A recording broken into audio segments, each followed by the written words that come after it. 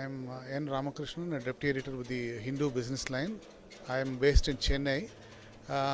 We are here because this award is being given by the CII in association with the Business Line.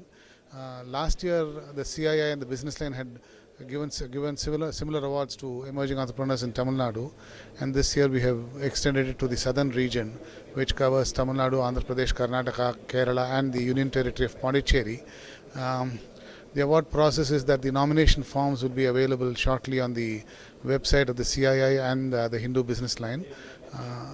And it's a two-stage evaluation process. We have a jury, as was announced at the press conference, headed by Mr. N. Kumar, former CII president and vice chairman of the Sanmar Group based in Chennai. We will be having a two-stage screening process.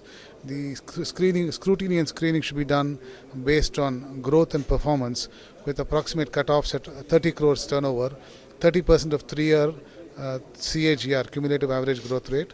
36 finalists, the jury would select 36 finalists from the 4 southern states, of which 12 would be given the awards. The tentative schedule is to have the award ceremony sometime in February or March of 2012. We still haven't decided where the ceremony would be held. It could be in Hyderabad, or that will be decided by the CII in consultation with the others involved in the process. Grant Thornton and Sequoia Capital are involved in these awards.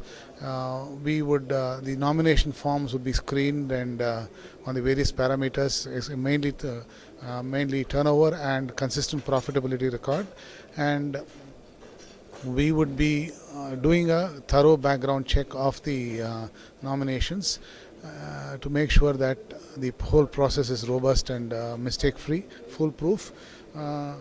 The jury would be looking at criteria like the greatest achievement, innovation, uniqueness, and sustainability in the business model, reasons for the success, challenges faced and how they overcame the challenges, competitive standing of the entrepreneurs, strength of the management team, and most importantly, why they should be considered for the award.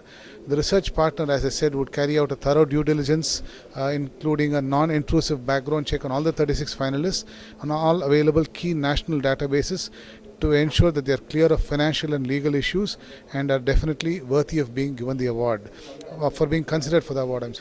12 awardees would be selected from the 36 shortlisted ones based on traits that include excellence in execution, product innovation and excellence in manufacturing, excellence in entrepreneurship, vision and willingness to dream big, innovation and niche global delivery model, global research and superior IPR, innovativeness in business model, and reaching out globally. No, this is not for the CII. The CII is only instituting the award.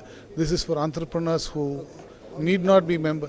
No, it depends. For the awards that we had in Tamil Nadu last year, we got more than 150 applications, and of which 24, as I said, were shortlisted for the finals, and 9 were given the awards.